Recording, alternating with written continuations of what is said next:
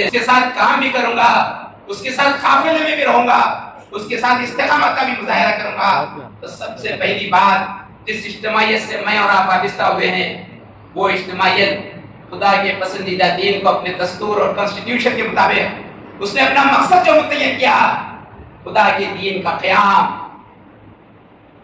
اس خدا کے دین کے قیام کا جو اسٹرگل ہے، کوشش ہے، یہ بہت بڑی کوشش ہے۔ جیسے کہ میں نے عرض کیا، دنیا پر نگاہ ڈالی، مسلمانوں کی ترقی سے کسی کو کوئی سروکار نہیں ہے۔ اور اب دنیا میں کیا کچھ ترقی نہیں ہو رہی ہے، کیا کچھ سہولتیں نہیں ہیں۔ انگریز کو کبھی فکر نہیں ہے، نہ یہودی اس سے پریشان، اسلام کا دشمن ہماری ترقی سے پریشان نہیں ہے۔ ہمارے جو بہت غیر معمولی لیوش زندگی ہے، وہ ممالک میں جہاں دولت کی کثرت، زندگی لیوش، اس سے امریکہ پریشان نہیں، اور آپ کو لیوش کرتے جا رہا ہے، اور آپ اس میں ڈوب جائیں، اسے کوئی فکر نہیں ہے۔ اسے اس بات کی فکر ہے کہ اگر خدا کا دین کہیں قائم ہو جائے تو وہ بہت فکر مند ہوا کرتا ہے۔ خدا کا دین اسٹیبلش ہو جائے اس کی نیند حرام ہو جاتی۔ اس لیے کہ جب بندے مومن خدا کے دین کو قائم کرنے کی تگدو کرتا ہے تو گویا اس نے اعلان کرتا ہے اس دنیا کے حکمرانوں سے بغاوت، وہ اعلان کرتا میں اس نظام کو اڈاپٹ کروں گا، اس کے مطابق اپنی زندگی گزاروں گا جو اللہ اور اس کے رسول نے عطا کیا ہے۔ یہ اعلان معمولی اعلان نہیں ہے، یہ جب اعلان کیا جاتا ہے، اس پر عمل کیا جاتا تو دنیا میں امن، خیر اور بھلائی برپا ہو جاتی۔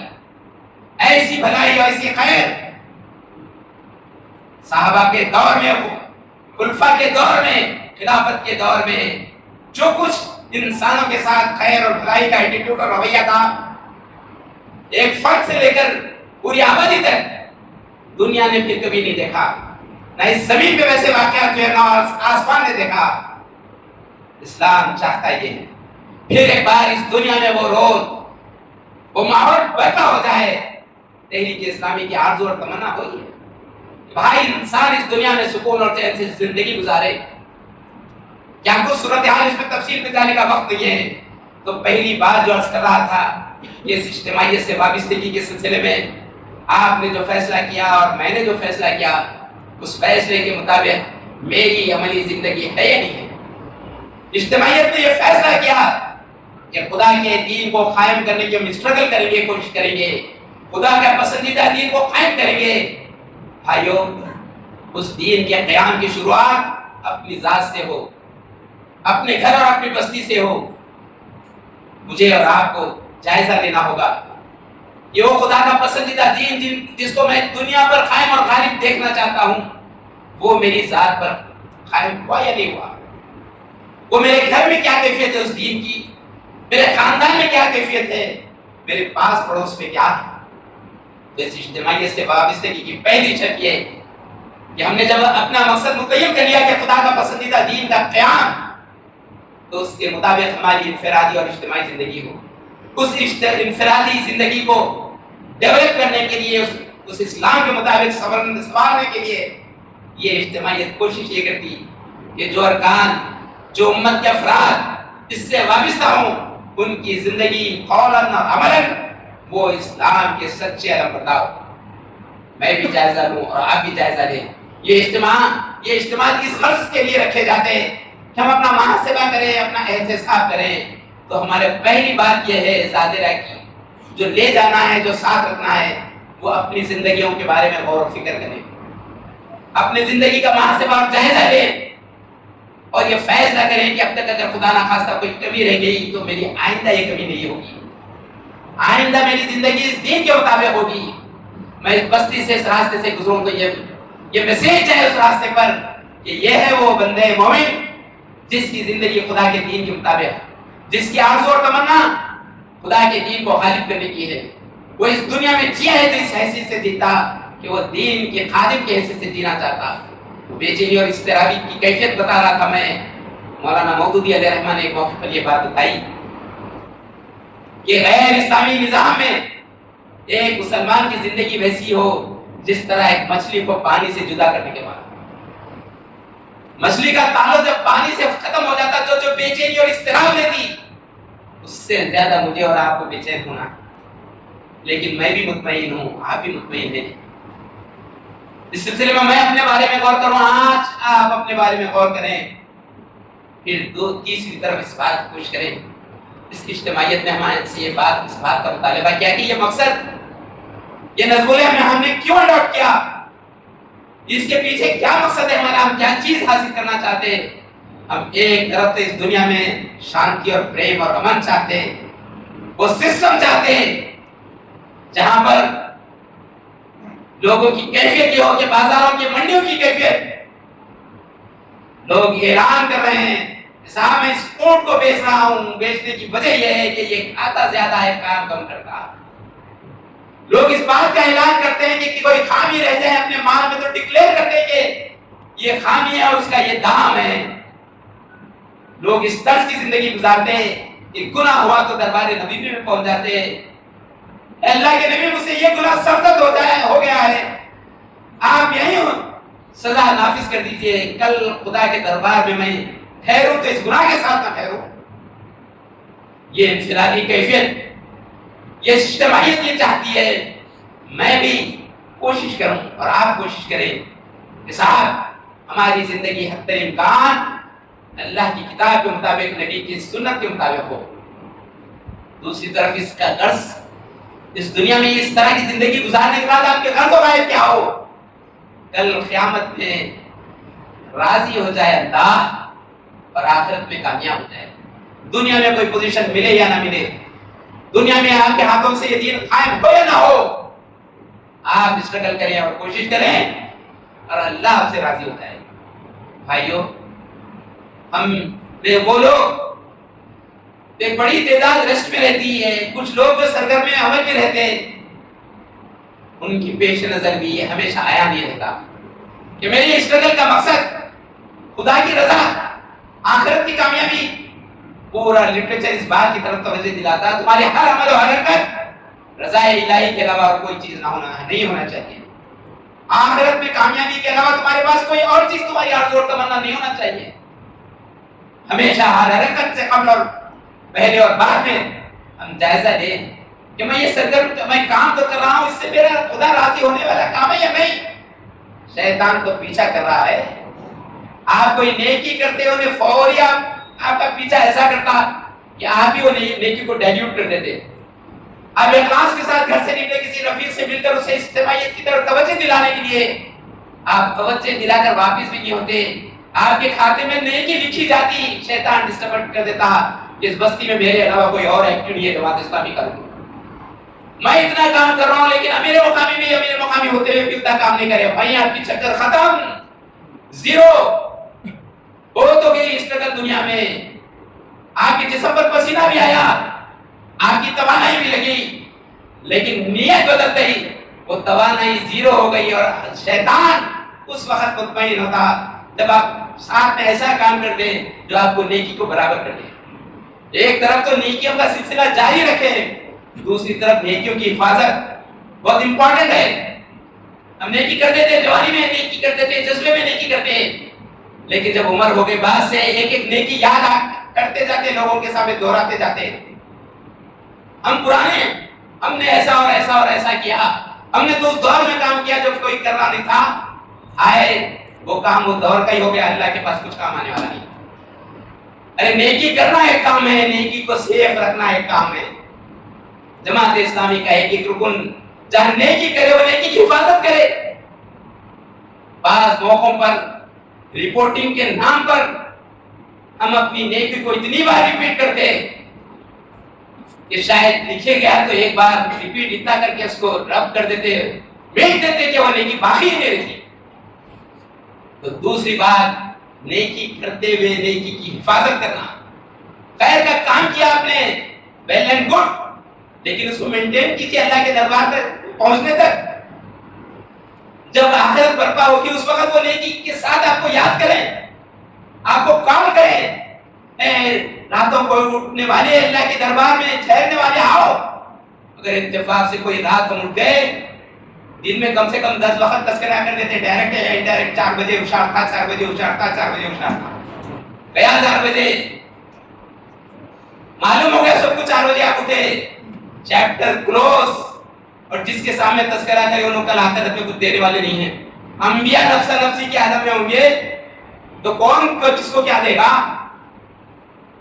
تو نیکیوں کی عمل بھی ہو اور اجتماعیت یہ چاہتی ہے کہ ہم نیکی کا عمل بھی کریں، اس کو سیو بھی کریں. تیسری بات یہ ہے کہ جب ہم اس تحریک سے وابستہ ہوئے ہیں، تحریک سے وابستہ کیوں ہے صاحب؟ پورا لٹریچر پڑھ کر، قرآن پڑھ کر، تفاسیر پڑھ کر انڈیویجول کام کر سکتے تھے، لیکن یہ کام انڈیویجول ممکن نہیں ہے. یہ انبیاء کا کام ہے. انبیاء کی نگرانی ختم ہو جانے کے بعد فزیکلی اجتماعیت کی نگرانی ہو، اجتماعیت میں فیصلے ہو، اجتماعیت کے ساتھ ہو. بھائیو آپ غور کیجئے، یہ اجتماعیت کتابوں سے نہیں ہے، دفاتر سے نہیں ہے، گاڑیوں کے سے نہیں ہے، گھوڑوں سے نہیں ہے. یہ اجتماعیت افراد سے. اور اس اجتماعیت میں جتنے افراد جتنے آرگنائز ہوں گے، نظم کے جتنے پابند ہوں گے، اجتماعیت اتنا سکسیس ہوگی. آج صورتحال بڑی آسانی سے اتنے بڑے مجمع کے سامنے تقریر کر رہا ہوں، لیکن کئی عمرہ مقامی سے یہ بات سننے میں آتی کہ صاحب میرے علاوہ کوئی نہیں ہے یہاں کام کرنے والا. کوئی کسی شادی میں مصروف، تو کوئی ایگزامینیشن میں اپنے بچوں کے ایگزامینیشن میں مصروف، تو کوئی اپنے اسکول کے بچوں کے ایویلیویشن میں مصروف. ٹائم اگر نہیں ہے تو ہمیں اس دین کو قائم کرنے کی اسٹرگل میں ٹائم نہیں. اجتماعیت سے وابستگی کا نتیجہ یہ، اس سے وابستہ ہر فرد اس کے ڈسپلن کو مینٹین کرے، نظم کو مینٹین کرے. اور اگر نظم کو مینٹین کریں گے تو اجتماعیت کامیاب ہوگی. ہمارے بزرگوں نے اس نظم کو کیسے مینٹین کیا؟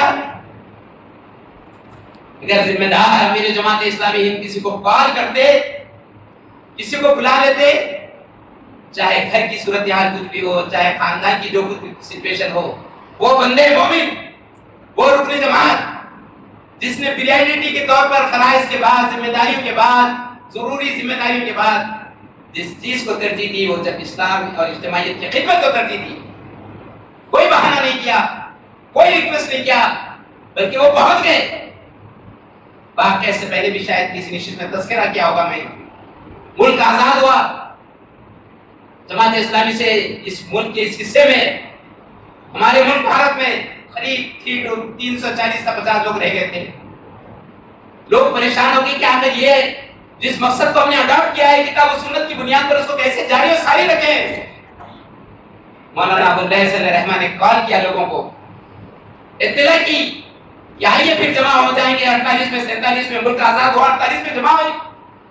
بڑی بڑی شخصیتیں، بڑے بڑے درسگاہوں کے فارغین، دنیا پر نگاہ رکھنے والے لوگ مولانا سے یہ بات کہی کہ صاحب ابھی تو ملک مذہب کے نام پر تقسیم ہوا، پھر ایک بار ایسی اجتماعیت جو خدا کے دین کے قیام کی بات کرے، یہ کیسے ممکن ہے؟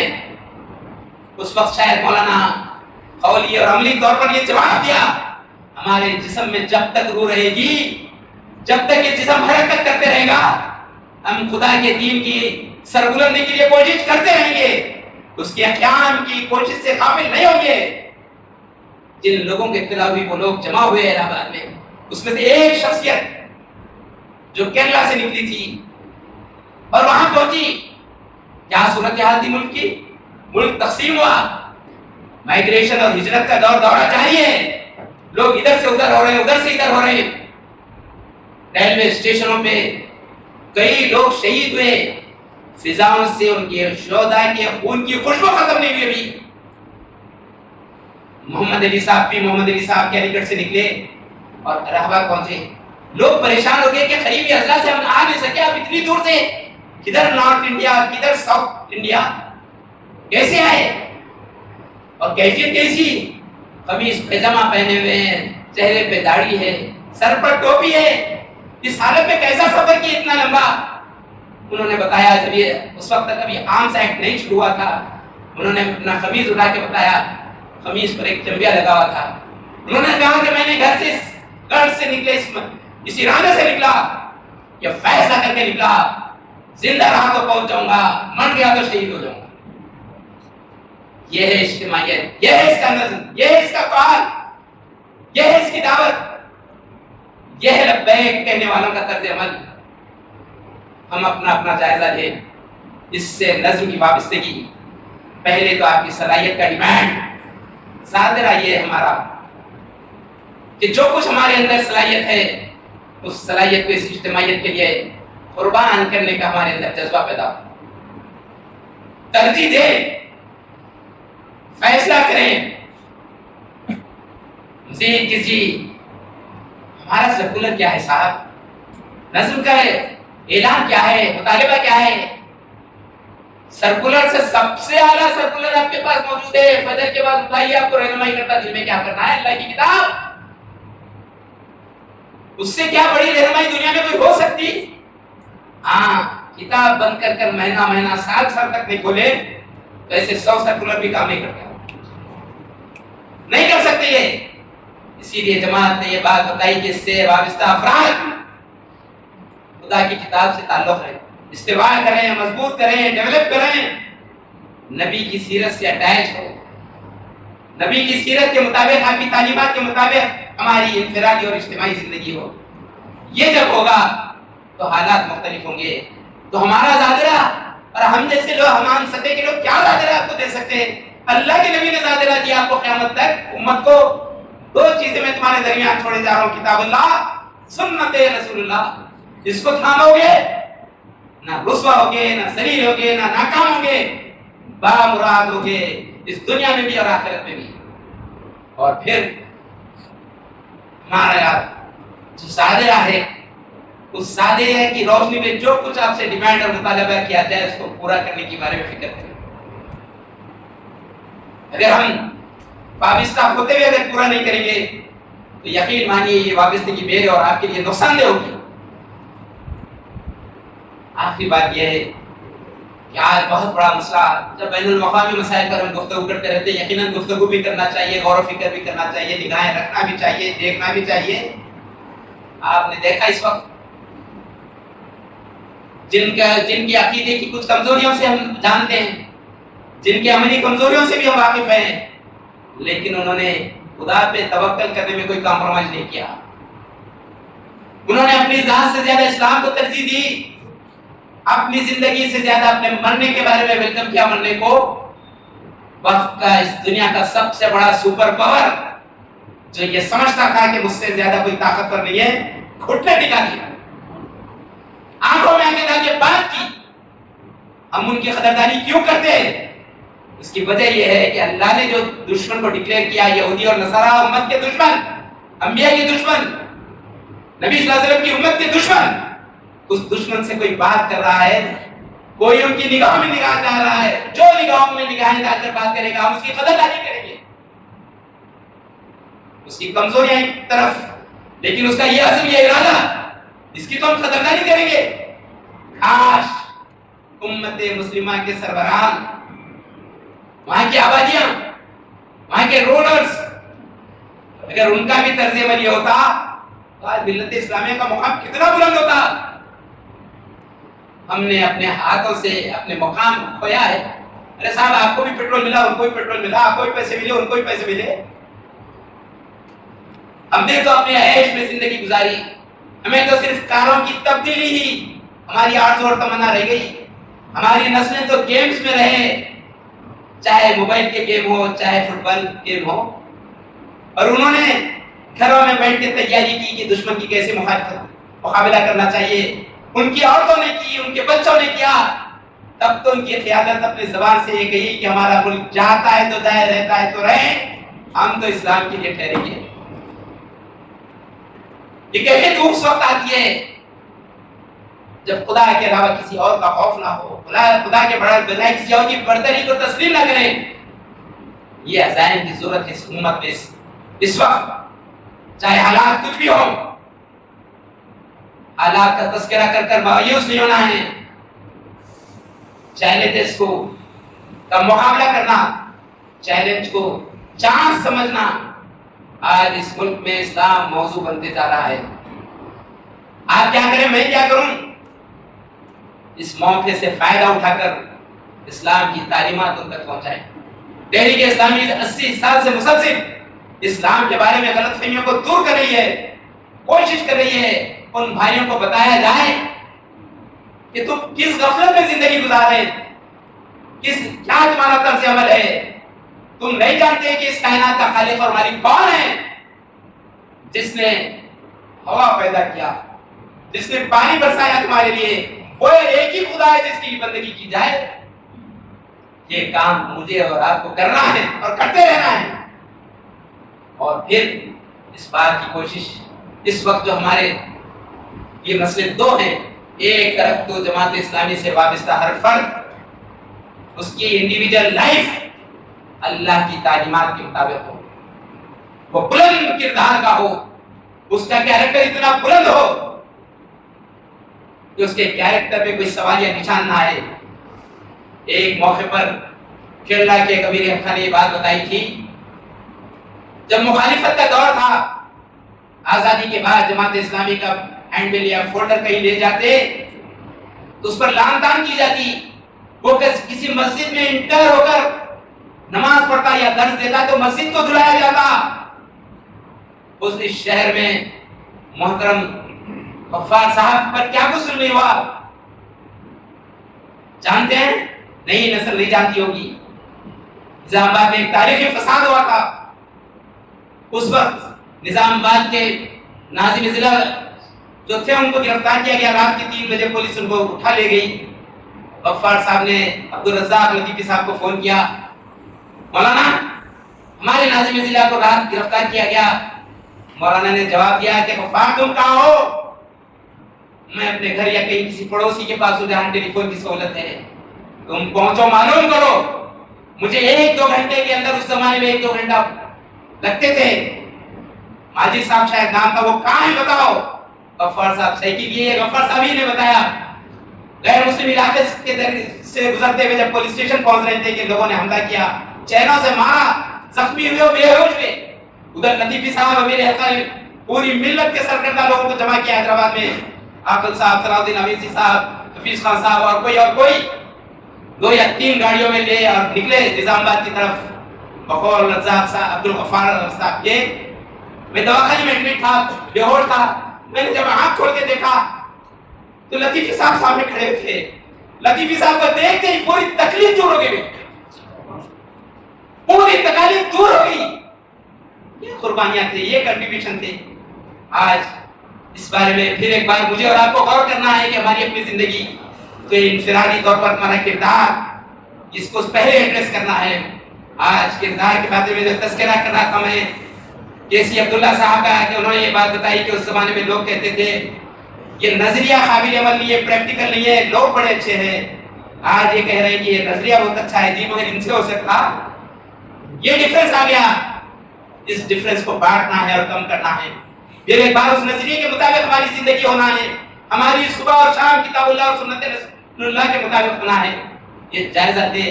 پھر ہمارے گھروں کے بارے میں بھی بڑی کافی شکایت پرانے اور نئے سب لوگوں کے بارے میں آتی ہے۔ وہ شکایت یہ ہے کہ ہمارا گھر اسلامی گھر نہیں ہے۔ بھائی، ہمارے گھر کو اسلامی گھر بنانے کے لیے کسی نے نہیں رکایا اور نہ کوئی ایوان میں بیٹھ کے رکا سکتا۔ ہم کچھ سیریس نہیں ہے اپنے گھر کو اسلامی گھر بنانے میں۔ بقول یوسف اصلاحی صاحب کے ایک صاحب نے ان کے سامنے شکایت کی کہ مولانا میرے بچے کو میں دیکھنا چاہتا ہوں فجر میں مسجد میں، وہ نہیں دکھتا۔ مولانا نے جواب دیا کہ تم بیٹے کو فجر میں دیکھنا چاہتے مسجد میں تو تم کو تہجد میں اٹھنا پڑے گا۔ تم تہجد میں ہوگے تو تمہارا بیٹا فجر میں ہوگا۔ تم کو 4 قدم آگے ہونا۔ تم گھر میں دین کو قائم اور اسٹیبلش کرنا چاہتے تو جو کچھ دین کی تعلیمات ہے اس کے مطابق خود عمل کریں۔ بیوی گواہی دے کہ میرے یہ قابل جماعت اسلامی کے رکن ہیں اور دین پر عمل پیرا ہے۔ جاتے کرتے اجتماع میں جا کے کیا کر کے آتے نہیں معلوم۔ یہ ہے میرا انٹروڈکشن، یہ ہے میرا تعارف۔ ان کو نہیں معلوم کیا کرتے، اس واسطے آپ گھر سے نکلتے ہو کوئی چیز یاد دلاتے ہیں، یہ لے کے آؤ، وہ لے کے آؤ، یہ کام کرو، وہ کام کرو۔ اگر ان کو معلوم ہوتا ہے کہ یہ کام سب سے اہم کام ہے تو کہتے کہ جاؤ پہلے وہ کام کرو، اس کے بعد دوسرے کام کرو۔ گھر کو اسلامی قلعہ بنانا ہے، گھر کو اسلامی گھر بنانا ہے۔ ہماری آئیڈینٹی اپنی آبادی میں یہ ہو، یہ وہ گھر ہے جس میں جھوٹ نہیں کہی جاتی، اس گھر کا کوئی فرد جھوٹ نہیں بولتا، یہ وہ گھر ہے جس گھر میں جو ہے بہو پر ظلم نہیں ہوتا ہے، یہ وہ گھر ہے جس میں داماد کی قدردانی ہوتی ہے، یہ وہ گھر ہے جہاں پر کوئی خرچ وصول کرنے کے لیے نہیں آتا، یہ وہ گھر ہے جس کو بتا کر یہ بات نہیں کہی جا سکتی کہ یہاں اس گھر میں ناانصافی ہوئی ہے یا ناانصافی ہوتی ہے۔ ایسے آبادی اور ایسے گھر بنیں گے تو وہ آرزو اور تمنا جو دین کے قائم، وہ آسمان سے رحمتیں نازل ہوں گی اس گھر پر، برکتیں نازل ہوں گی، حلال کمائی کے دروازے کھل جائیں گے اس گھر والوں کے لیے، آرام رک جائے گا اس گھر میں دل اس تک آ کر۔ پھر ایک بار میں اور آپ یہ فیصلہ کریں، یہاں اس اجتماع کا ہمارا ذاتیہ یہ کہ ہم اپنے بارے میں سیریس فیصلہ کریں۔ شو تو یہ ہے سب کے بارے میں تو میں گفتگو کرتا ہوں، اپنے بارے میں اکیلے میں کبھی گفتگو نہیں کرتا۔ ہر فرد کے بستی کے ہر فرد کے بارے میں ٹاپک ہے میرے پاس، گفتگو کرنے کے لیے ٹائم ہے، اپنے بارے میں گفتگو کرنے کے لیے ٹائم نہیں میرے پاس۔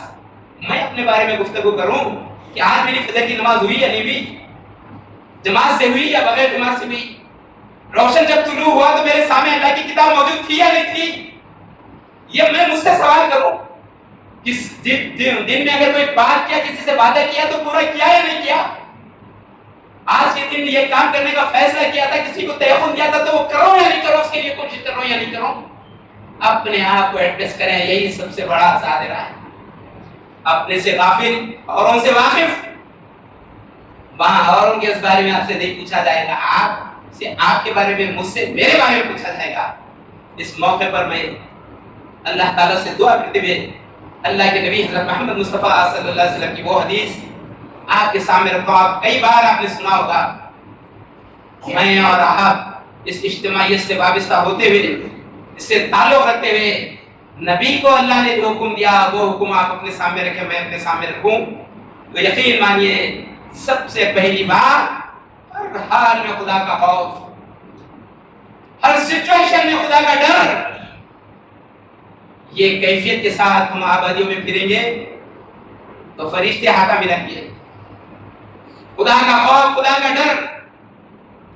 دوسری بات، معاملہ چاہے رشتہ دار کا ہو چاہے غیر کا ہو، عدل و حسن کی بات، انصاف کی بات۔ بیٹے کے بارے میں ایک ایٹیٹیوڈ، بھتیجے کے بارے میں ایک ایٹیٹیوڈ، بھائی گزر گئے، اس کے بیٹے کو حصہ دینا ہے اور آپ سیو کر رہے ہیں، اس کا حصہ نہیں دے رہے، اپنے بیٹے کے لیے چھوڑ کے جا رہے ہیں۔ آپ کا بیٹا تو مستفید ہوگا، لیکن بھائی کا بیٹا کا قیامت میں کالے پکڑ لے تو کیا جواب دیں گے؟ جواب دے سکیں گے یا نہیں دے سکیں گے؟ امیری ہو یا فقیر، پرفیار آدمی سے تعلق ہو یا غریب سے تعلق ہو، دونوں سے ایک ہی لیول کا ریلیشن۔ پیسے والا دکھا تو ایٹیٹیوڈ الگ، اور غریب دکھا تو اس کے ساتھ تعلق الگ۔ نبی کا اسوہ یہ تھا، سب سے مصروف ترین ذات اور شخصیت اگر کوئی ہو سکتی تو رسول اللہ کی۔ تیزی سے جا رہے ہیں، اچانک راستے میں دیکھے ایک بڑھیا کونے میں بیٹھ کے رو رہی ہے سڑک کے کنارے، تو رکتے اور اس کے مسئلے کو حل کرتے۔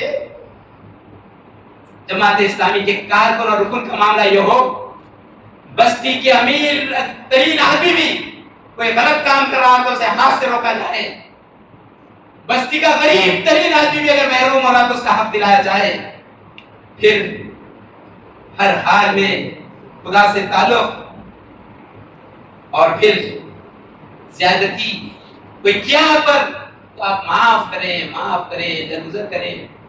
اللہ کے نبی کے ساتھی صحابہ نے پوچھا، یا رسول اللہ ہم اپنی بیویوں کو کتنے بار معاف کرنا؟